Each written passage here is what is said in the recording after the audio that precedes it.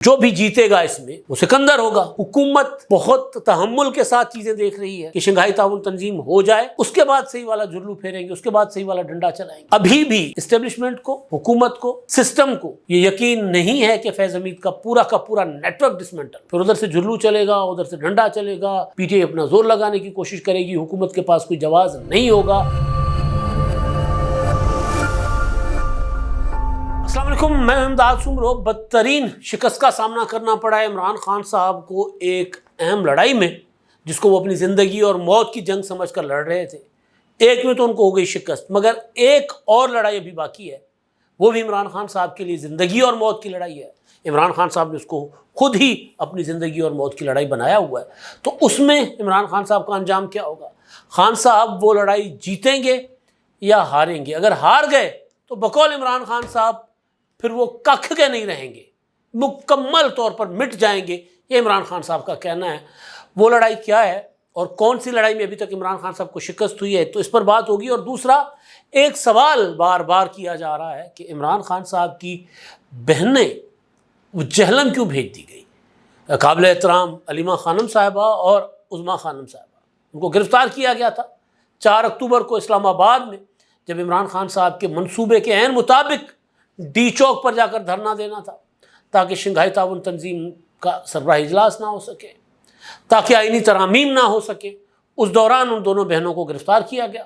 اور گرفتار کرنے کے بعد پہلے تو 2 دن اور 1 دن یعنی 5 دن کے لیے ان کا جسمانی ریمانڈ ہوتا ہے، اور اس کے بعد ان کو جب جوڈیشل کر دیا گیا تو پھر اڈیالہ بھیجنے کے بجائے یا کسی اور جیل بھیجنے کے بجائے جو آس پاس کا ہو، ان کو جہلم کیوں بھیجا گیا؟ اور اب تک جہلم میں ان سے کوئی ملاقات کرنے گیا بھی ہے کہ نہیں، یہ سب سے بڑا سوال ہے، کیونکہ ملاقات پر پابندیاں صرف اڈیالہ میں ہیں اور کسی جیل میں نہیں ہیں، اور جیلوں میں جو قیدی ہیں ان سے ملاقاتیں ہو سکتی ہیں۔ اڈیالہ والوں پر پابندی ہے، کیونکہ کہا یہ جا رہا تھا کہ اڈیالہ میں عمران خان صاحب سے ملاقات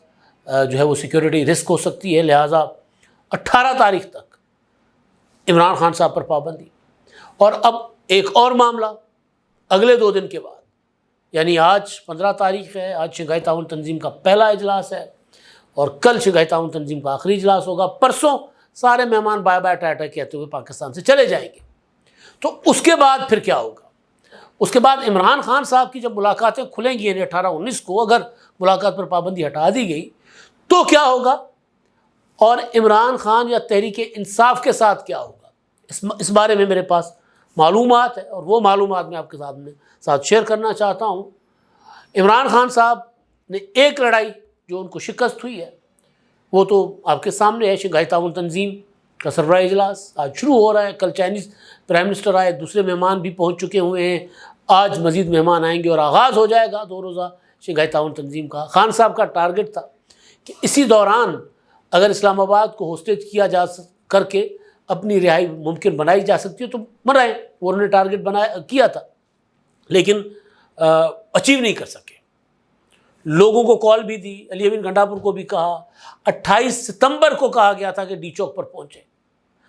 پنڈی پنڈی، اور اس کے بعد علی امین گنڈاپور صاحب پنڈی نہیں آئے۔ پھر کہا گیا 4 اکتوبر کو جائیں، اور اگر 1 دن لگتا ہے، 2 دن لگتے ہیں، 3 دن لگتے ہیں تو لڑیں، جھگڑیں، مریں، ماریں، ڈو اور ڈائی، پہنچے ڈی چوک پر اور جا کر بیٹھ جائیں۔ مراد سعید کا ٹویٹ کہ پروگرام تو ڈی چوک پر جا کر بیٹھنے کا تھا، یہ واپس کیوں چلے گئے؟ گنڈاپور صاحب کہتے ہیں جی میں پارٹی ڈسپلن کا پابند ہوں، اس لیے میں کوئی بات نہیں کر رہا، آگے چل کر کبھی بتاؤں گا، مراد سعید کہتے ہیں۔ تو وہ پلان بھی علی امین گنڈاپور نے ناکام بنایا، ڈی چوک سے پہلے پہنچے اور وہاں سے رفو چکر ہو گئے، 30 گھنٹے غائب۔ اور اس کے بعد عمران خان صاحب جو شنگھائی تعاون تنظیم کو یرغمال بنانے کے لیے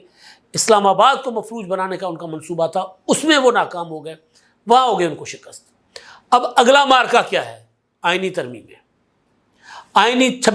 26ویں آئینی ترمیمی پیکج کو روکنا، منصور علی شاہ صاحب کو چیف جسٹس بنانا، یہ عمران خان صاحب کا ٹارگٹ ہے۔ بظاہر منصور علی شاہ صاحب کے چیف جسٹس بننے کے راستے میں کوئی رکاوٹ نہیں ہے اگر آئینی ترمیم ہو جاتی ہے، اور اس میں اگر سپریم کورٹ کے چیف جسٹس کے تقرر کے طریقہ کار میں تبدیلی کی جاتی ہے تو پھر منصور علی شاہ صاحب کی چیف ججی خطرے میں پڑ جائے گی، ورنہ منصور علی شاہ صاحب چیف جسٹس بن جائیں گے. اگر منصور علی شاہ صاحب چیف جسٹس بن گئے تو عمران خان صاحب کو جزوی کامیابی ملے گی. لیکن سوال یہ ہے کہ کیا عمران خان صاحب آئینی عدالت کا قیام روک سکتے ہیں، جس کے لیے عمران خان صاحب کو آدھی تو نہیں لیکن اس سے بھی زیادہ وکلاء برادری کی سپورٹ حاصل ہے. اب اعتزاز احسن جو دھرتی ریاست ہوگی ماں کے جیسی کہتے کہتے پھر انہوں نے کہا کہ نہیں، افتخار چودھری جو ہے وہ نہیں رہے تھے جن کے لیے ہم نے تحریک چلائی تھی. اب وہی اعتزاز احسن جو ہے وہ کہہ رہے ہیں کہ نہیں، بلاول بھٹو کو نہیں پتہ آئینی عدالت جو ہے وہ غلط بات کر رہے ہیں بلاول بھٹو آئینی عدالت کے معاملے میں. خیر وہ اعتزاز احسن صاحب کا اپنا ایک موقف ہو سکتا ہے، کیونکہ وکیل جو پریکٹسنگ لائر ہوں، جو کروڑوں میں فیسیں لیتے ہوں، اور پھر وہ تو نہیں چاہیں گے کہ یہ جو عدالتی سسٹم ہے وہ تبدیل ہو. اعتزاز احسن، حامد خان، لطیف کھوسہ یا کامران مرتضیٰ، جتنے بھی نام لے لیں جو لیڈر ہیں وکلاء کے، وہ نہیں چاہیں گے کہ جوڈیشل ریفارمز ہوں، کیونکہ ان کا اسٹیک ہے اگر ریفارمز ہو جاتے ہیں تو پھر ظاہر ہے بڑے بڑے معاملات ان کے ہاتھ سے نکل جائیں گے. تو بہرحال اب عمران خان صاحب کو سپورٹ حاصل ہے کل تمام وکلاء کی. کل بلاول بھٹو زرداری صاحب نے کراچی میں کھڑے ہو کے کہا انف از انف، اب ہم ہر صورت آئینی عدالت بنا کے رہیں گے. اب اگر بلاول بھٹو زرداری، جن کی آج مولانا فضل الرحمان صاحب سے ملاقات بھی طے ہے، نواز شریف سے بھی ان کے رابطے ہیں، کل اسپیشل کمیٹی کا اجلاس بھی ہوا تھا اور 17 تک وہ اجلاس ملتوی کر دیا گیا. 17 کو دوبارہ خورشید شاہ صاحب کی زیر صدارت خصوصی کمیٹی بیٹھے گی اور پھر 17 کے بعد 17 سے 24 کے درمیان یا 24 سے پہلے آئینی ترامیم کرنے کی کوشش کی جائے گی. نمبر گیم تحریک انصاف نے اپنے لوگ ڈمپ کر رکھے ہیں کے پی کے میں، اور پھر تحریک انصاف کے جو ولاگر تھے وہ بتاتے ہیں کہ کتنے لوگ سینٹ سے پی ٹی آئی کے توڑ لیے گئے ہیں. 3 نام وہ بار بار لیتے ہیں، خاص طور پر عمران ریاض خان صاحب، کہ 3 لوگ تو توڑ دیے گئے سینٹ سے. ضرورت ہے ہی سینٹ میں. قومی اسمبلی میں مولانا فضل الرحمان صاحب کا لب و لہجہ، اور جو میری انفارمیشن ہے وہ بتاتی ہے کہ مولانا صاحب موٹی موٹی چیزوں پر راضی ہیں، ایک آدھی چھوٹی چیز جو ہوگی اس پر مولانا صاحب کوئی اعتراض کریں تو کریں. تو یہ وہ لڑائی ہے جو عمران خان صاحب اگر ہار گئے تو وہ سمجھتے ہیں کہ ان کی زندگی اور موت کا مسئلہ بن جائے گا، کیونکہ ان کے لیے وہ جو تحریک چلانا چاہ رہے تھے وہ نہیں ہو رہی. اب اگر معاملہ آئینی عدالت کا آ گیا، آئینی عدالت بن گئی، تو پھر جو 2024 کا الیکشن ہے 8 فروری کا،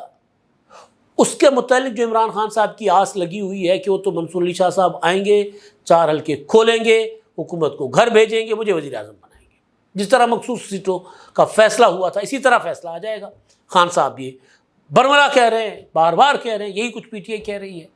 اسی خدشے کا اظہار خواجہ آصف صاحب نے کہا تھا کہ جی اگلے ہو سکتا ہے منصور علی شاہ صاحب آ کر حکومت کو گھر بھیج دیں، اور عمران خان کا ٹارگٹ یہی ہے. تو خان صاحب اگر اس لڑائی میں بھی شکست کھا جاتے، یہ بڑی لڑائی ہے، یہ شنگھائی تعاون تنظیم کے معاملے سے بھی بڑی لڑائی ہے، اس میں اگر عمران خان صاحب شکست کھا جاتے یا اس میں اگر حکومت شکست کھا جاتی ہے تو ظاہر ہے دونوں جو بھی جیتے گا اس میں وہ سکندر ہوگا. تو منصور علی شاہ صاحب چیف جسٹس بن جاتے ہیں تو وہ عمران خان صاحب کو وہ فیور دیتے ہیں جو عمران خان صاحب جس کی توقع کرتے ہیں یا نہیں دیتے، یہ ایک الگ معاملہ ہے. لیکن خان صاحب اگر آئینی ترمیم میں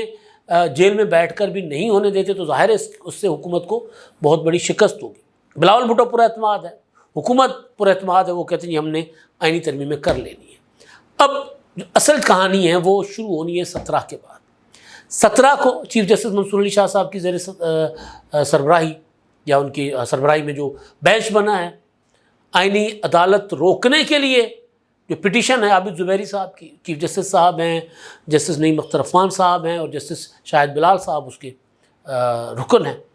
تو وہ پٹیشن سنیں گے اور 1 یا 2 دن میں اڑا دیں گے درخواستیں. کہہ دیں گے جی یہ کوئی معاملہ ہی نہیں ہے کہ ابھی آئینی ترمیمیں ہوئی نہیں ہیں اور آپ پہلے ہی آ گئے. یہی کچھ کل سندھ ہائی کورٹ نے کیا. تو سپریم کورٹ سے جو فیصلہ آئے گا وہ براہ راست اثر انداز ہوگا پازیٹیولی حکومت کے حق میں. فیصلہ آنا یہی ہے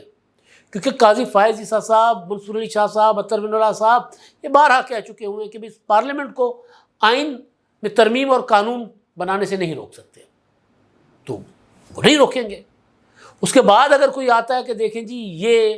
آئینی ترمیمیں بنیادی آئینی ڈھانچے، بنیادی انسانی حقوق، بلکہ بنیادی آئینی ڈھانچے والی تو بات اب رہی نہیں ہے نا، بنیادی انسانی حقوق کے خلاف ہے، تو وہ اگر عدالت کو لگا کہ واقعی بنیادی انسانی حقوق کے خلاف ہیں تو عدالت قلعدم کر بھی سکتی ہے، اور اس صورت میں پھر پارلیمنٹ کی لڑائی ہوگی، جس پر بلاول بھٹو زرداری نے کہا تھا کہ ہم 27 سے پہلے اس لیے آئینی ترمیمیں کرنا چاہ رہے ہیں کیونکہ 27 کے بعد پھر اچھا خاصا تنازع بنے گا، لڑائی ہوگی پارلیمنٹ کی عدلیہ کی، تو اس سے اوائڈ کرنے کے لیے، اس سے بچنے کے لیے ہم پہلے ترامیم کرنا چاہ رہے ہیں۔ تو اب سپریم کورٹ کا فیصلہ آ جائے گا۔ ایک اور ڈیولپمنٹ کہ حکومت بہت تحمل کے ساتھ چیزیں دیکھ رہی ہے کہ شنگھائی تعاون تنظیم ہو جائے، اس کے بعد صحیح والا جھرلو پھیریں گے، اس کے بعد صحیح والا ڈنڈا چلائیں گے، اور اس کے بعد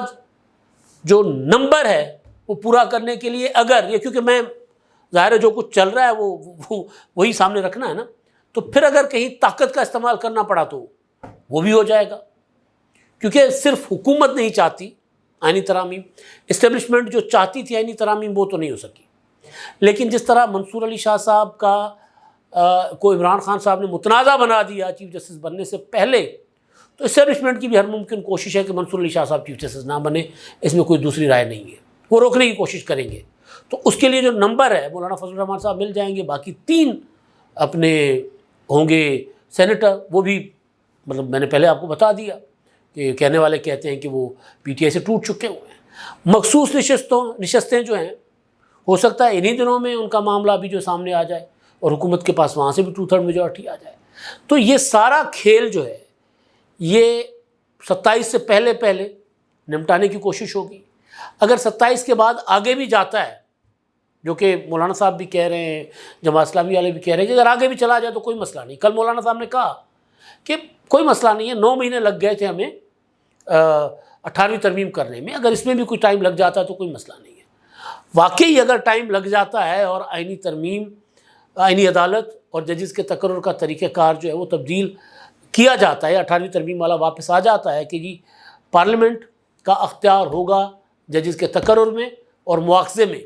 ججز کی برطرفی میں اگر کسی مظاہر اکبر نقوی اور اعجاز الاحسن پر کوئی الزام ہوتا ہے تو پارلیمنٹ اس کا مواخذہ کر سکتی ہے، ججوں کا مواخذہ نہیں کر پاتے، تو وہ اگر 27 کے بعد بھی ہو گیا تو بھی عمران خان صاحب کو بڑی شکست ہوگی، کیونکہ پھر آئینی معاملہ جو ہے اور خاص طور پر الیکشن کا معاملہ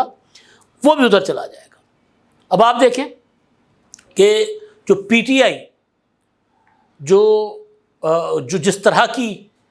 وہ تحریک یا جس طرح حکومت جس کو انتشار کہہ رہی ہے، یا اسٹیبلشمنٹ اور فوج I S P R bar بار کہہ چکے ہوئے ہیں کہ یہ انتشار پھیلاتے ہیں، فساد اور فتنہ پھیلا رہے ہیں، تو ان کے خلاف بھی جو ایکشن ہونے تھے وہ میری انفارمیشن یہ ہے کہ شنگھائی تعاون تنظیم کی وجہ سے روک لیے گئے تھے، تو وہ بھی سختیاں بڑھیں گی۔ میں آتا ہوں جو بات جہلم کی میں نے کی تھی، عمران خان صاحب کی جو قابل احترام بہنیں ہیں ان کو جہلم میں کیوں رکھا گیا، اڈیالہ میں کیوں نہیں رکھا گیا؟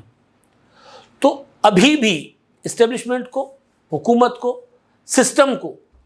یہ یقین نہیں ہے کہ فیض حمید کا پورا نیٹ ورک ڈسمنٹل ہوا ہے، اس لیے وہ یہ سمجھتے ہیں کہ عمران خان صاحب کی بہنوں کو اگر اڈیالہ میں رکھا جاتا تو ممکن ہے کہ ان کی کسی نہ کسی شکل میں پیغام رسانی ہوتی، اور اگر عمران خان صاحب کو پتہ ہو، ویسے عمران خان کوئی رشتوں کی فکر نہیں کرتے، ان کو کوئی اتنی بڑی فکر نہیں ہوگی کہ بہنیں جیل میں، لیکن بہنوں کو یقیناً بھائی کی فکر ہو سکتی ہے، بہرحال کسی بھی شکل میں کوئی رابطہ، کوئی بات چیت ان کی آپس میں ہو سکتی ہے، لہٰذا ایسی جگہ بھیجو جہاں پر رابطہ نہ ہو سکے۔ میں نے ابھی تک کوئی ایسی خبر نہیں دیکھی کہ کوئی، کیونکہ میں نے آغاز میں بھی کہا تھا نا اڈیالہ میں ملاقاتوں پر پابندی ہے، تو 2-3 دن ہو گئے جہلم گئے ہوئے عمران خان صاحب کی بہنوں کو، وہاں کوئی ملاقات کے لیے نہیں پہنچا ان کے پاس کوئی پی ٹی آئی کا بندہ، پی ٹی آئی کے لوگ چھپتے پھر رہے ہیں۔ تو یہ ساری صورتحال جو ہے کہ جو میں نے آغاز میں کہا نا کہ زندگی اور موت کی لڑائی عمران خان صاحب سمجھ کر جو لڑ رہے تھے، اس میں ایک محاذ پر شکست ہوئی ہے ان کو، اور وہ بہت بڑا محاذ تھا، اس سے بڑا محاذ جو ہے اس پر اصل کھیل جو ہے وہ 17 کے بعد شروع ہوگا، جب مہمان چلے جائیں گے،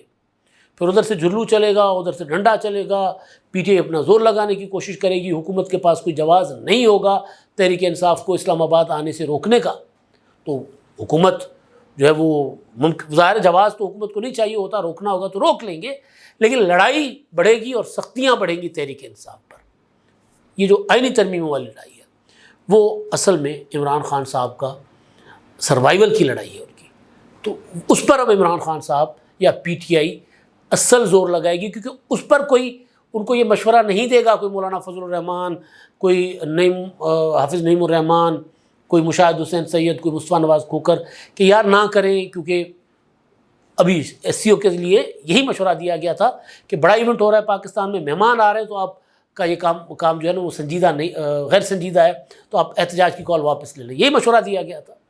لیکن اس کے بعد جب وہ آئینی ترمیموں کے خلاف اسلام آباد میں لوگوں کو کال دیں گے تو پھر کوئی بھی ان کو یہ مشورہ نہیں دے گا کہ کال اپنی مؤخر کر دیں یا غیر سنجیدہ رویہ، پھر کہیں گے ٹھیک ہے ان کا رائٹ ہے وہ کرنے دیں. تو پھر اصل لڑائی اور اصل محاذ جو ہے اور آخری محاذ 17 کے بعد ہی لگنے ہیں. پھر کون جیتے گا کون ہارے گا پتہ چل جائے گا، اور جو جیتے گا وہ سکندر ہوگا. اب تک کے لیے اتنا ہی. اللہ حافظ.